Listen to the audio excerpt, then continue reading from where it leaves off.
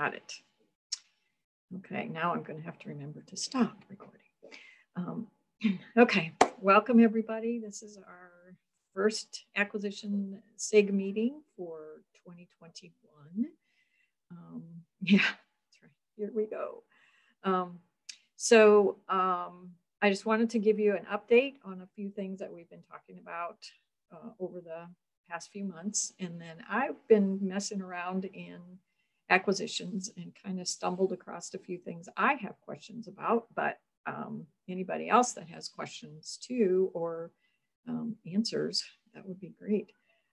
So I thought I would just kind of do a little laid back. I'm not as prepared as I had hoped because yesterday was a holiday and I just ran out of runway. So first of all, the development process change for koha-US has been approved. If you heard that at the general meeting. And so one thing that we can do is put out there the development that we proposed for the last go around. We could put that out there on the list or whatever. So we will wait till they get that process all set and then we can put that out there. The other development that we've been working on is to get something in Koha that would handle blanket POs. I don't know, that's the term we've been using. Basically, the idea is you give a company so much money, set aside so much money, and then you order off of that allocation, think overdrive, where you give them, you know, I think there's a minimum of $6,000 that you have to spend on content. So you got this content credit, and then as you order, it gets deducted from that. I know that some libraries do that with more vendors, but Koha doesn't have a real smooth way of processing that. So working with the developers, Holly, Hasina, and myself met with the educators to kind of clarify what we wanted. And then they took that to the developers. I got an update last week from Nick saying they're looking at all the different possibilities and still thinking about it and working through everything. So they'll let us know when, you know, they need more information or they have an idea of how they think it would be best implemented. So those are the two developments that we've got in the works. Does anybody have any other updates or anything that they want to share with the group?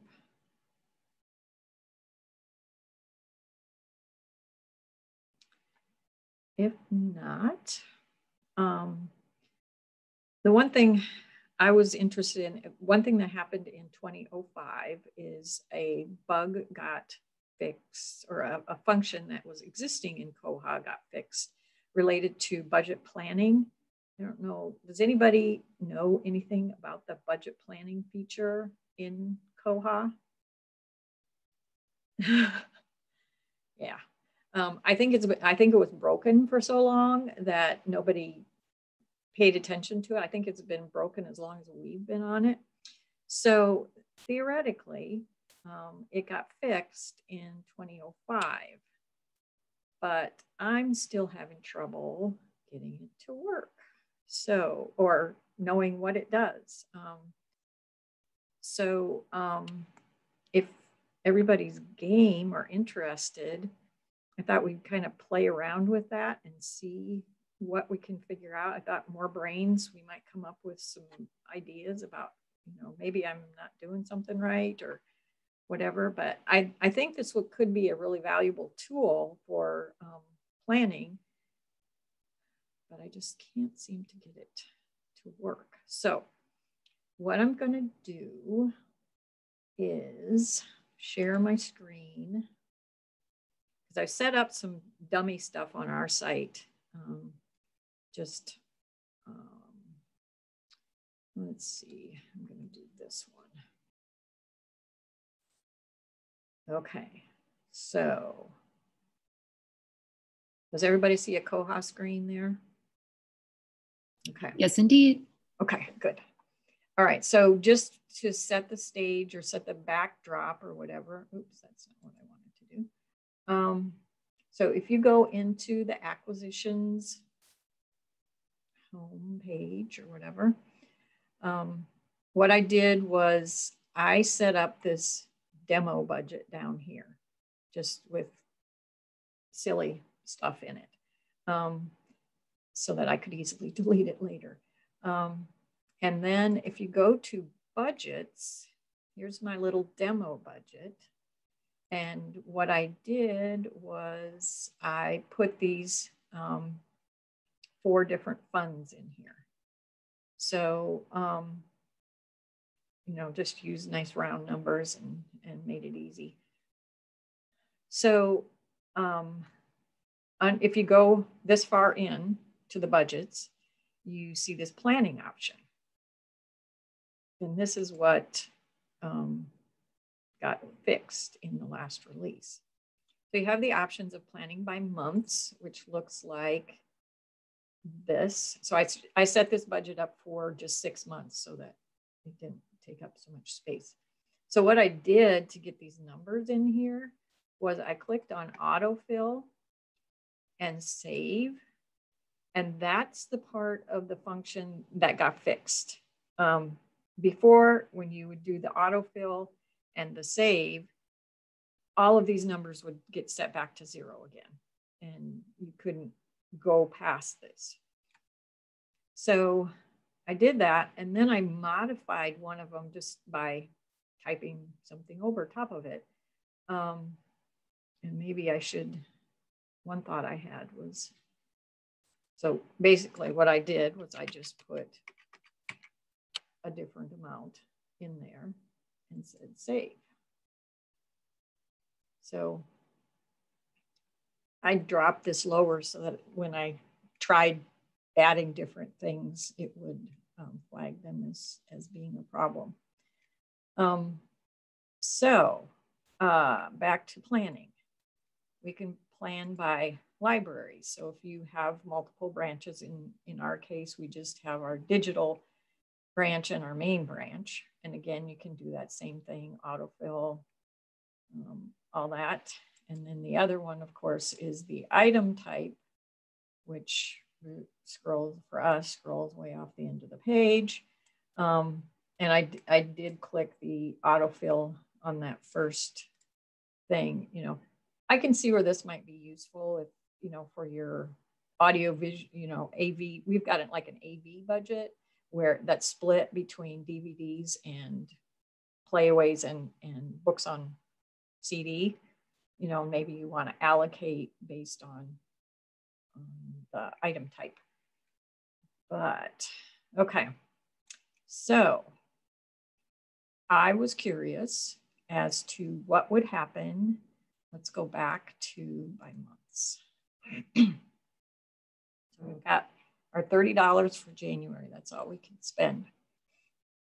So I wanted to know what happens if I would get close to that or go over it or whatever happens. So I went back to acquisitions.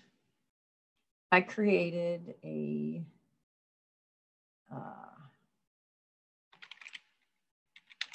vendor, and okay, so show all baskets. So I created this one demo basket, and let's see, I put the first item in, if we ever see it, I put the first item in at $15. So when I did this, it was $20 was the cap or whatever. And that was fine, nothing happened.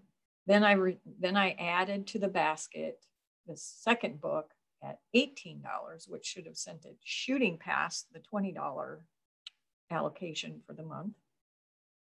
And it said, great, we're happy, no problem, which wasn't quite what I was expecting. So like, okay. So then I thought, well, maybe it won't get triggered unless you actually receive the items, because you can order things and they won't come in until, months later. So really the real rubber hits the road is when it gets received. So I received both of these, as you can see, and I didn't get any notification. I didn't get anything. So I was hoping somebody would know something about this, this whole thing. But any ideas, or is it just broke? As far as what am I missing? It looks like there's just like not a connection between the two, that there's planning over here like in a spreadsheet, but it's not really connected to the actual ordering and receiving. Yeah, that's how it felt to me, because if I go back to, what do I need to go back to? I'll go back here. If I go back and look at this down here, I can see that the $33 was spent in that budget. Oops, that's not what I wanted to do. Okay. And then if I go here, I mean, I changed it to $30, but that still should be a problem. Yeah, it doesn't seem like there's a connection there. I just wanted to get feedback on that. Also curious, is this something that people think they would use? If and I guess the question would be when, would you use it?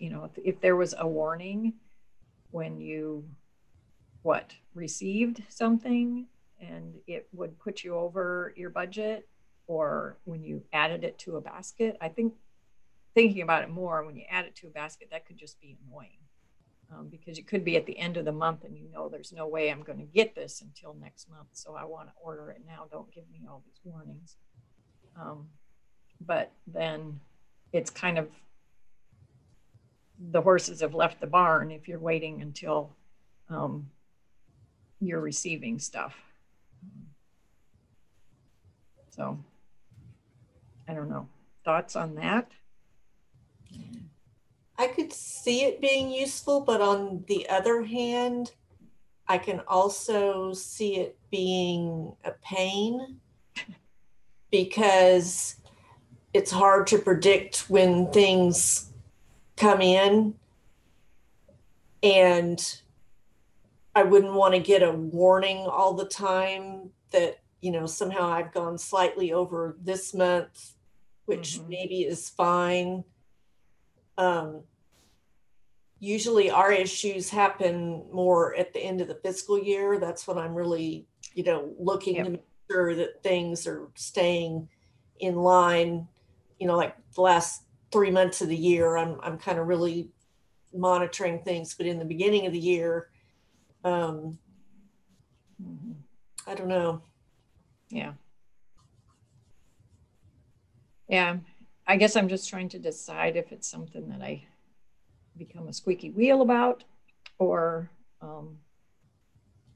I'd like to ask a few of our educators about that and see what is going on, or developers. I went browsing through closed bugs that called out budget planning, and I think I'm going to have to take a deep look at these tickets rather than the subject lines, but there's not really a budget planning should do XYZ. Or budget planning, this part of it's a bug that needs to be fixed in order to do XYZ. Looks like it's mostly commentary on the user interface is not good, or drop downs aren't working right and stuff like that. I know. Yeah. Go ahead, Barbara. I originally looked at it like, back after we came live. So, probably 4 years ago. And I hit the planning button and it, filled in the same amount for every month. My first thought was, well, what's the point of that? Because we're going to be spending a lot heavier from October to like February, March, and then we're going to start dropping off a little bit. And then from, July, August, September, we're going to have to spend a lot less because for us, we have to receive everything in the same fiscal year. And so rolling things, I mean, we can have things on order and they won't be received until the next year. But I find that really difficult because then I don't know where I actually am money-wise in the year I'm trying to complete. And so we try to sort of keep it within the fiscal year. Yeah. So that was my first impression, was kind of like, okay, so I get the same number in every month, but how does that help me? And then of course, when I found out changing it didn't save anything, I just was like, wow. Yeah. Yeah. And, that was my first thought too, is, we never spend the same amount across the entire year. Excuse me. Oh, but you can go in and modify it. You'd almost have to go back a previous year and kind of get a feel. It might take you a year or so to get it to where it makes sense and matches how you actually spend. But I don't know.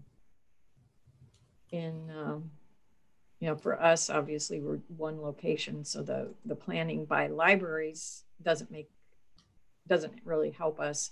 But if you had multiple branches, that might be, this branch gets this much, that kind of thing might be helpful. I searched, like Koha, manual, planning, acquisitions, all that kind of stuff. And I couldn't even find a reference to the planning function. So I don't know.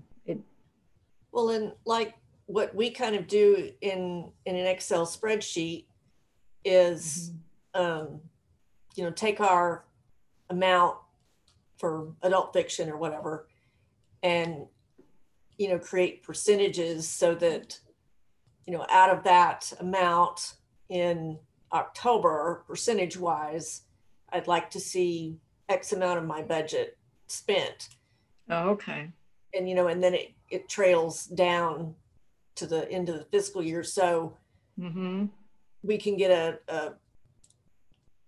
we order 4 to 6 months in advance.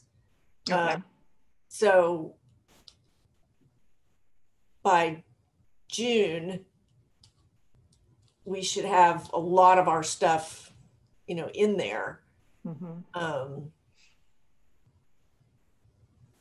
then I guess the other thing, planning wise, and it's probably more than Koha wants to do maybe, but we look at our expenditures from the previous year, and we look at bringing that forward. How would that apply to the next year? And are there any like we stopped buying music CDs, so we zeroing that out, and how did we need to, what needed more money, or what's there a focus area, like were we going to go big on Spanish this year or something like that? But it takes a lot, even just in Excel, to kind of play with things. So yeah, it would be more interesting if you could put a percentage in these fields, in the Koha things. That would I think, help make it more useful. I want to spend, what, March is a big publishing month. So, I mean, I think if you could do like percentages like that, and if I could see a use for this, not from my acquisitions perspective, but like if you had your percentages and it showed how much needed to be spent each month, that's something that our selectors could look at. Yeah. To say, okay, it's November and I should be, when I create my carts at Baker and Taylor, I should be spending approximately this amount of money, so that they don't, because one of our problems, you wouldn't think it, but one of our problems is there's too much money left toward the end of the year. And it's kind of like, okay, guys, you haven't really been keeping up. So they kind of do this anyway with their own spreadsheets, but I could see it could be something where they're in Koha and they could say, oh, let me click over to the planning and see where my amount is that I should be targeting for a particular month. Yeah. Yeah. I think you're right, Barbara, that this would be really most helpful for the collection developers to understand where they stand in their budget. And just give them another tool for tracking. Because like you said, our collection developers, especially the kids collection developers, have their own spreadsheets and their own, all this stuff that they're using to track this kind of thing. Yeah, I have different people doing it different ways. Yep. And me telling them, well, you could look here and see how much money you've got left. And they're like, well, they keep extra secondary spreadsheets. I'm like, okay, whatever. Yeah. That's kind of what we have too. They've got their own little spreadsheets and stuff. Okay. Yeah. Margaret, if you could reach out to educators and support. I tried to find Donna on Slack, but I couldn't find her. I'm not very good at Slack, so I'll follow up and send a reply to the acquisitions mailing list. Okay. Yeah, that's great. That is great. Is there anything else that I know for some libraries, January is the beginning of the year? So you're setting up budgets and setting up funds and doing all that kind of stuff. Does anyone have questions about setting up budgets and funds or closing last year's budget? We discovered it's very important to close last year's budget properly so that things get moved that are on order get moved into the next year. That's really a good feature for that. Well, I tried this year was looking for some way that would help me know where am I really going to hit money-wise as I'm ending up my current fiscal year. And then I know I see these things that are on order and I can tell, okay, based on what I'm getting from the vendor, that's not going to fill by the time my fiscal year ends. So I went ahead and created a new this year's budget, actually, that we're in now. And I moved those orders into the new fiscal year, which helped me see where I was money-wise in the year I'm ending up. Okay. But it caused issues because when my assistant was, I think it was when she was importing orders for the year we were ending up, because we were still ordering some, Mm-hmm. She then got confused over, because both of those appeared in the list of, where you choose which budget. Yep. That was confusing. And I didn't have we had always just done adult fiction, adult nonfiction, those kinds of names. Yep. And so because I'd done that, I went ahead and I renamed the funds with, 2020 or 2021 so that it was clear. So I did that. Mm-hmm. And then I don't know, I think when we went to go close the budget, I don't know, I think I probably had like 50 of these titles or something, maybe a few more. Okay. I was too nervous to just like, I don't know, leave those over in the new budget that I hadn't really started. And here I was closing my old budget. And so I ended up taking them out of the new budget that I'd created. And I put them back into the old budget before I closed the budget and brought them back forward to the new budget, because I was just too nervous that I'd mess everything up. So, but I do really wish there was some way that I could really know money-wise where I truly am, some way to like indicate, okay, this is on order, but it's unlikely to come in this budget. So don't calculate that in where I'm sitting right now. I don't know how that would even work, but it would be very helpful, because even with other, our old ILS, it was still the same thing. And I feel like I do a lot of manual outside the ILS, these things are in this pot and these are in the maybe are going to come, and these are, in process at the warehouse, but how much time do I really have before they're really going to come? And, just a lot of that. I don't know, I might be the only one that has that issue, but. Hey, Barbara, this is Marcy at McKinney. Hey, Marcy. I play the same game that you do at the end of the year.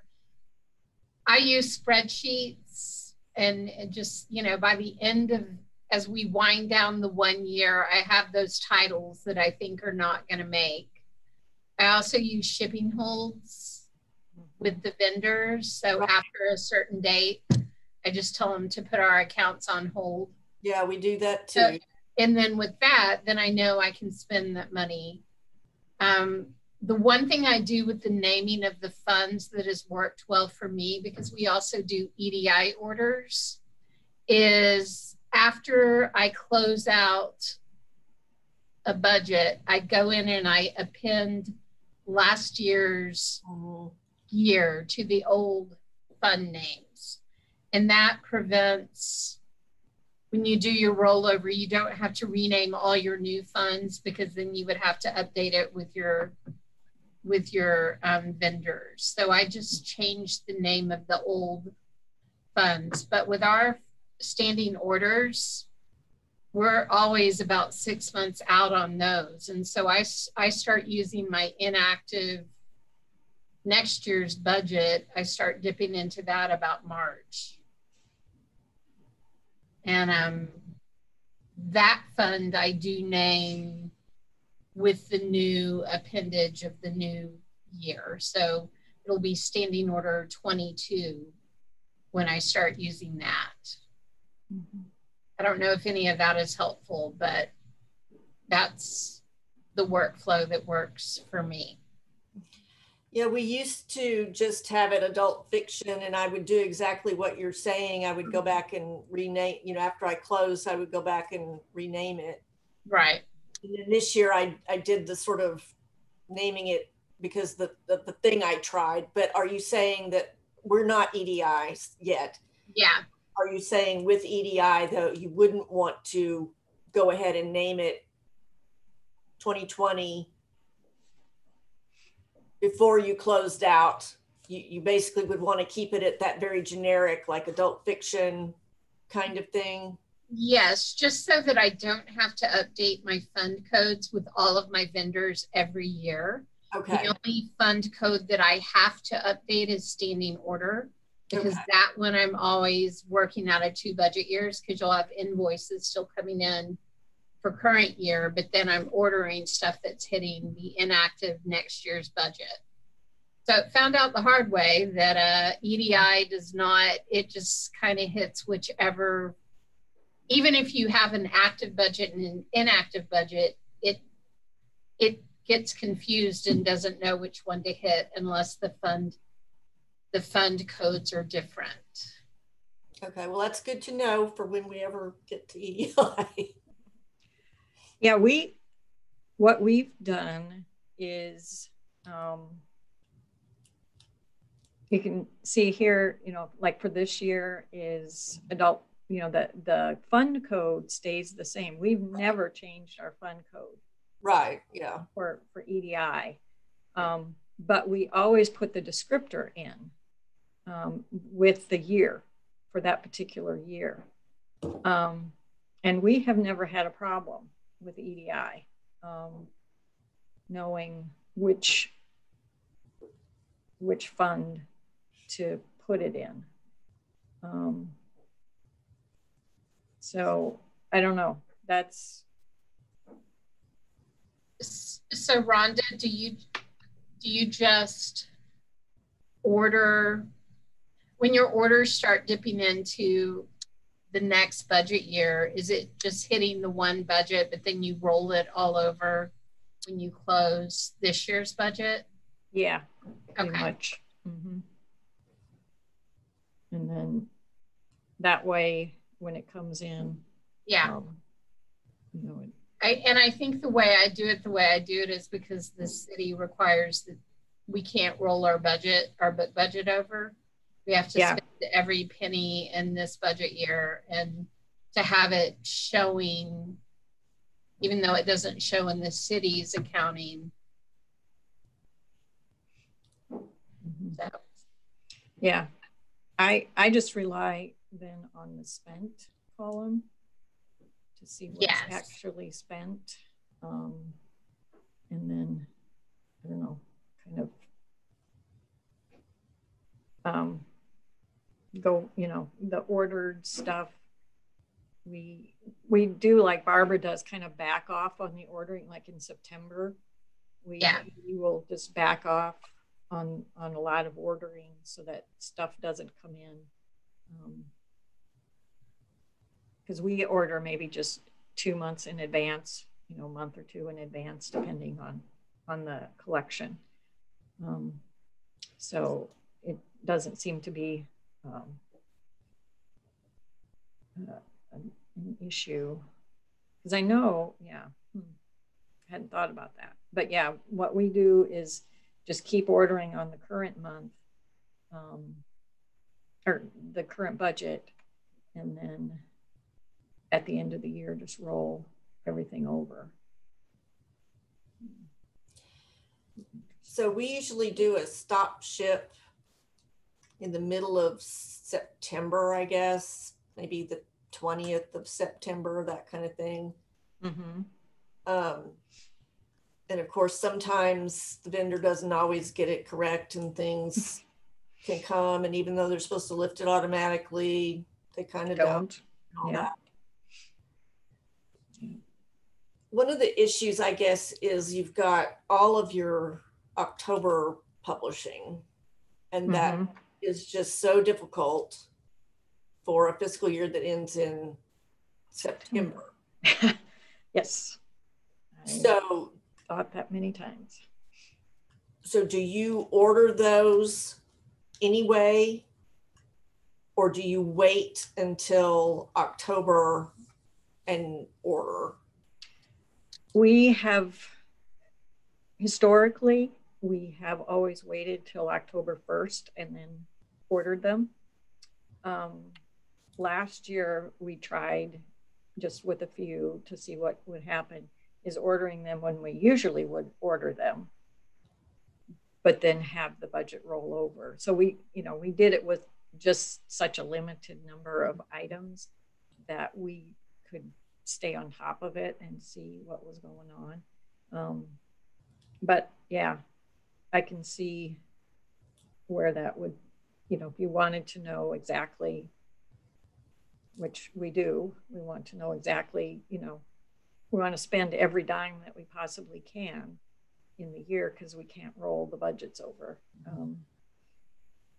So Barbara, what I did the last couple of years is I placed that order for early October releases after I put the shipping holds on. And I use that next year's standing order account so that it will hit next year's budget. And I know those things won't come until I want them to, but then they'll come pretty quickly as long as my vendor actually releases the shipping holds when I ask them to, which they haven't always done that. Mm-hmm. There's always someone that doesn't get it right. Yeah. Mm-hmm. Our experience too. So in that case, you actually do have two budgets open at the same time? Well, yes, but one is still inactive until I close out last year's. Okay. Excuse me, sorry. We do, this is Michelle at the Roseville Library. We do what Marcy does, but we actually have our fund code say AFIC.21, and we will actually have two completely open funds starting, because we're July through June fiscal year. So we will have both running starting around May because of our standing orders that would definitely come, say, in October. So we have both going. So our EDIs will, if we know it's going to be in next year's budget just because of shipping dates, we'll automatically place it in next year's budget. So we may have money already ordered in next year's, but not spent until next year's. And I'm just the TSS person who handles most of this stuff for them.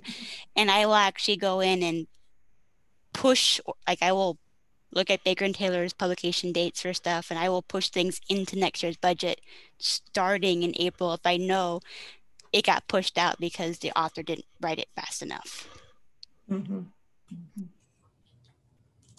So, Michelle, when you do that and then you close out the current, or you know, the last year's budget, if you will, when anything that was, do you still have items that are on order in last year's budget then, or do you just manually move everything over? I manually move everything over, especially when I get to the July 1st, I'll see what's somehow didn't make it. And if the paper invoice says July, it cannot be backdated to last year's budget. So everything will get automatically moved forward. Okay.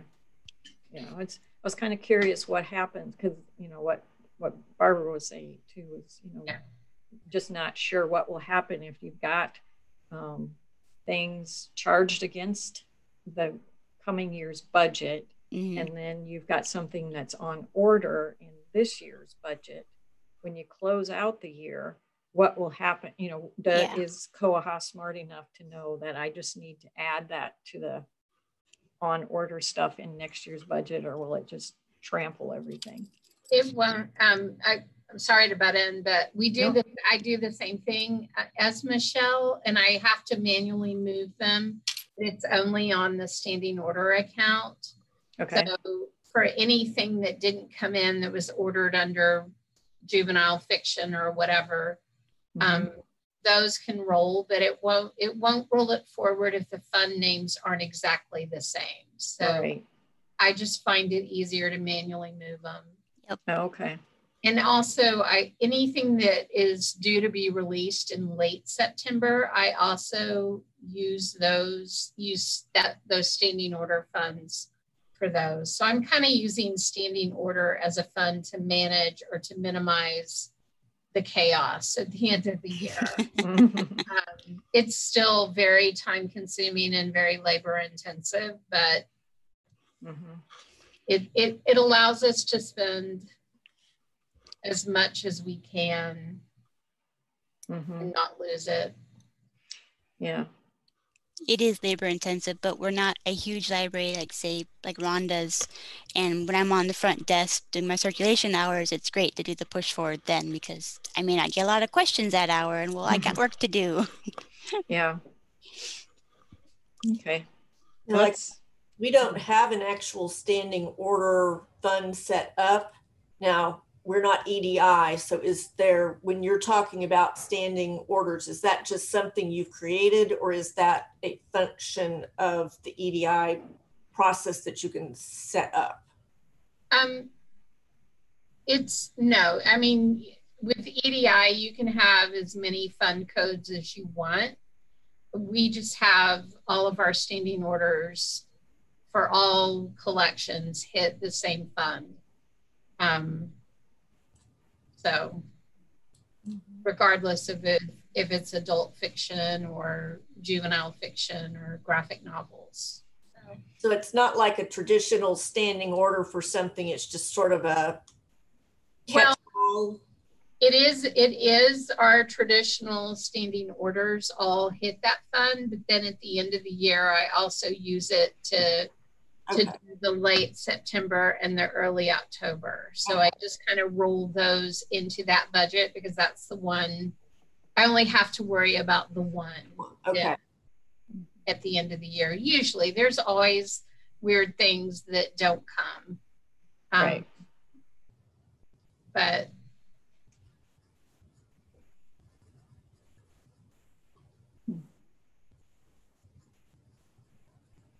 yeah, this has got me wanting to experiment with a few things, just to see what happens. It always makes Holly so happy when I do stuff like that. But she's not here today, so yeah, that's this is a great discussion, and I'm sitting here thinking this would be a great discussion for the educators to hear. I might tip them off, to come back and watch this recording, because they may have some insights into, we're all kind of figuring out what works for us. But yeah, if we could get kind of a way to handle this that isn't as labor intensive, actually moving things and back and forth and all that, I think that would be fantastic. So we may just I think educators and developers would be interested in this. Probably a annotation for the highlights, but if we can give them that would encourage them to watch the rest of the we're at 50-minute long meeting, but yeah, drive them to the most interesting points, right, take some action on. Okay. Yeah, that's true. Developers too, because what we're talking about are real life, these are boots on the ground kind of experiences that we're having. And I don't think the developer's favorite phrase is labor intensive for us. I don't think that's their goal. So I think they would be interested in knowing this, and maybe they've got, maybe they have an understanding of the code too that would help answer some questions in that area. But yeah, is there anything else? Anybody else's experiences that you want to throw in the pot here to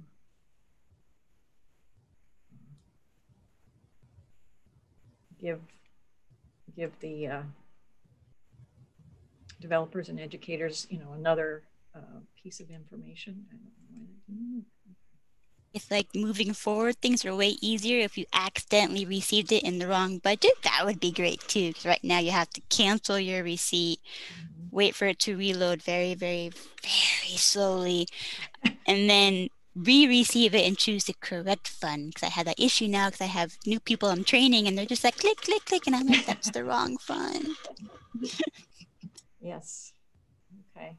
So that's when just to make sure that somebody listening to this will understand. You're in receiving items, and you have 2 budget years available. Is that? Yep, but only in the later half of the fiscal year, right. because we have EDI ordering, but not invoicing yet. And I've been pushing for that, but people just keep delaying it. So we had to manually like receive every single item. Ooh. And when you get a lot of things on order, it's extremely slow. Yes. And we'll have like 15 tabs up of every single item in its own tab cycling. It's atrocious. So when we have someone new in that end of the fiscal year who's not truly knowing what they're doing yet, and they'll click the wrong button, and I'm like, all right, well, now you have to learn how to fix it, and you're going to watch it, think about it for a while, and this will teach you to pay more attention. That's called, what do they call it? Natural consequences. There we go. Yep. Great stuff. Yeah, that is great. We have EDI, and we do invoicing as well. So we sort of sidestep that. We do have a couple of vendors that, don't do EDI, of course, where we have to do the regular receiving. Yeah, we do EDI orders and invoicing, and for the few items that I manually change the fund code in the order, I think we have to manually receive those invoices. But there's not that many. Everything else. Oh, okay. So EDI invoicing is awesome. Love it. Yes. Living the dream. I keep asking. They're like, we'll work on the plan, work on the plan. I'm like, it's been a year now. When are we going to work on the plan? And when you set up EDI with a vendor, are there costs on the vendor side for setting things up? We didn't have to pay anything. We set up with Ingram, Midwest Tape, and Find a Way. Are our 3 vendors. Oh, and no. We do some ordering with Baker and Taylor, but it's such a small amount that we haven't set up the EDI for that yet. We'll see. Yeah, we didn't have to pay to set up EDI. We also have full cataloging and processing with the vendors, and of course we pay per item. So it probably roll costs into some of that somewhere. And do you have EDI with Baker and Taylor, Marcy? No, we have Brodart, Ingram, and Midwest. We do Baker and Taylor, but just the ordering, because our setup is so old now that they just never got around. They didn't really have it, I think, EDI invoicing when we first set it up way back in the olden times, and just different bosses keep coming and going and just pushing off the invoice part. But we do Baker and Taylor.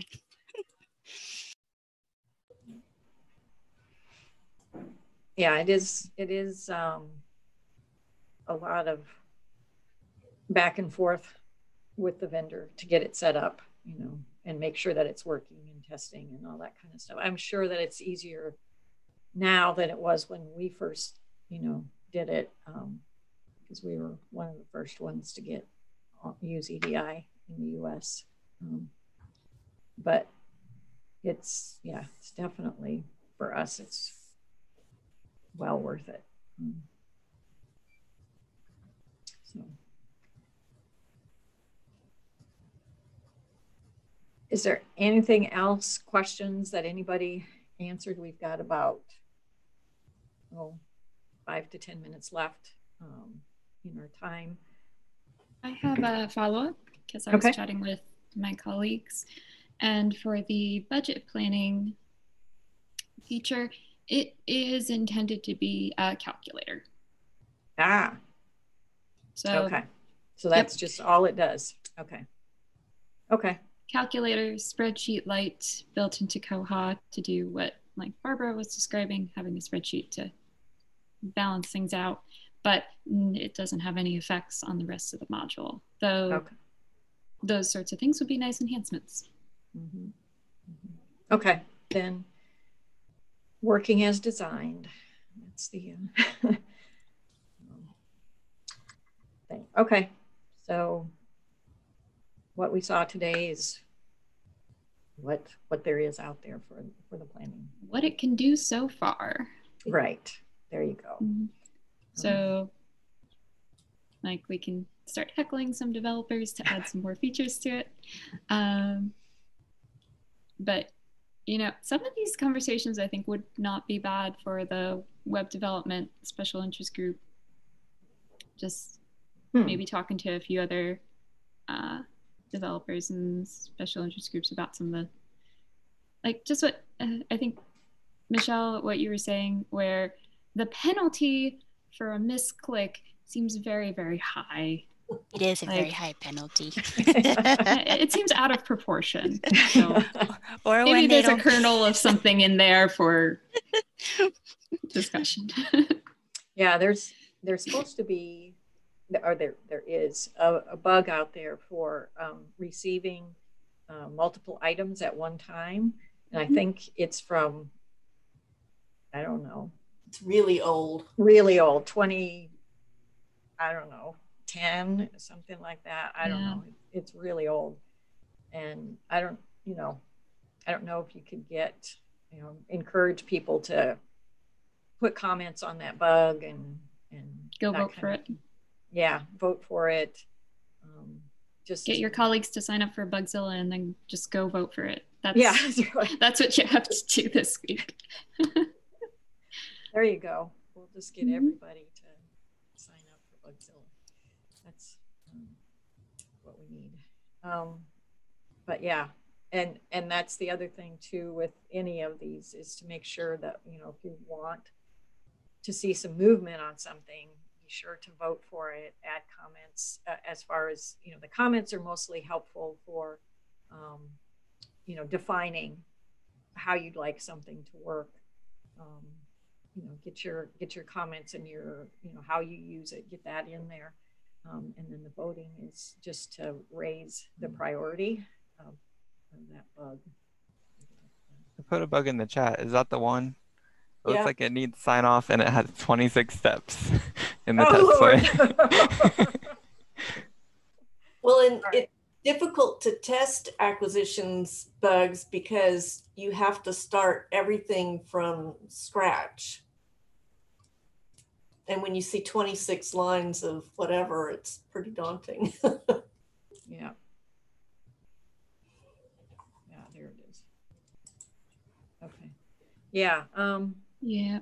If anyone's willing to, earmark an hour to walk through this, you might be able to wrangle up an educator or developer who'd be willing to assist. But yeah, 26 setup, or even 10 setup steps is probably not. That's a team effort. Yeah. That might be a good thing to do at one of these meetings too. If somebody wants to lay the groundwork for setting it up and then could walk through all the steps together and make sure we don't miss anything. And then it gets like half a dozen sign-offs because that's how many people are here at minimum. That's great. Yeah. I love that idea, Jason. That's a good idea. Yeah, I really do like that because this, I think, would make so many people's lives easier. Okay, we've got our agenda for February. So we probably would need at least one educator, somebody that knows something about acquisitions to join us. And all patches. Oh dear, that makes me nervous. How many patches do we have? Can we even do this in? I'll ask around and see what Bywater might be able to offer as far as a test site with the patches set up so we can step through it then with an educator. Okay. Yeah, I'll ask about that. Yeah, it looks like it's got 5 patches associated with this one. Mm-hmm. And the koha sandbox is usually a patch at a time for most of the sandboxes. So yeah. Okay. Yeah, that would be great, Margaret, if you could do that. Do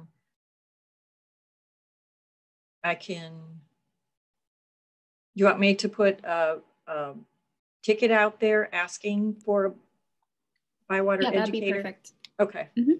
All right. Yeah, throw out a ticket, and it wouldn't hurt to put that as the agenda item for the next meeting. Okay.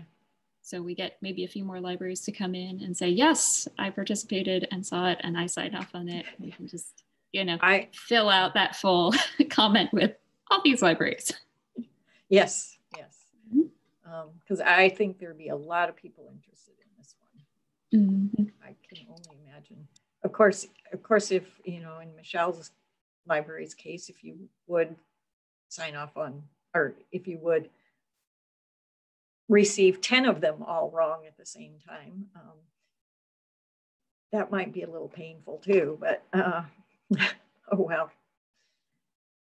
You'd have more time because you saved all this time on the other ones that you did right. Yep, it would. Yeah, I'm reading through it, and it would save us time. And if we do mess up, well, that's still saving time. And also, while you're like working through the plan, if there's an obvious part of the step where it's like we should put a warning in here or an "Are you sure?" or something like that, then we could open another bug for that. Okay. To get that added later. Okay. And just a side note, I believe that our February meeting coincides with the day after President's Day. So if you've got that day off, or you need a reminder that it is in fact Tuesday and not Monday, and we've got this meeting, just like remind yourselves on Friday. We'll send out a note the previous week. Right. So everyone is on the right day mentally, and we can all come to the meeting and bang that out. Okay. All right. We will need sign up. Ooh, this is very exciting. Yeah, I'm just looking to see if I can figure out when it was opened, if there's a date. 2012. Mm-hmm. That's it. Okay. So that's well, I'd say that 2022 then is the prime year to finally get it. 10 years in the making. We can do this. Yes, we can. All right. I mean, it's probably not the oldest bug out there. That's still, in like the new or need sign off phase. Definitely not new, but like it's vintage. It's ripe, I'd say. Yeah, it'll be a happy day when this one gets signed off. Definitely. Okay. Then that's the plan. We will drum up enthusiasm and excitement for this and get it all signed off and save all kinds of libraries time and effort. Okay. Thanks so much. And just another idea that occurred to me is having a special interest group meeting focused on doing one particularly large sign off or bug. Might not be a bad model for some of the other special interest groups in other areas of Koha. So that could be a recurring treat, since I know several of us are in other special interest groups and committees with koha-US. So let's document how we do this one so it can be replicated and more bugs like this monster get signed off. Yeah, with the 26 steps. Lordy. Okay. Gives me shivers every time you read off the number. Yeah, and there's lots of sub steps in some of these too. So it's 26 is deceiving. Everyone take the time to read this on your own time, come to peace with it, come back next month. Yes, you might need to, meditating or something to calm your nerves. Yes. Okay. Then I think, unless anyone has anything else, I think that's all for this month. Okay, and I will stop recording.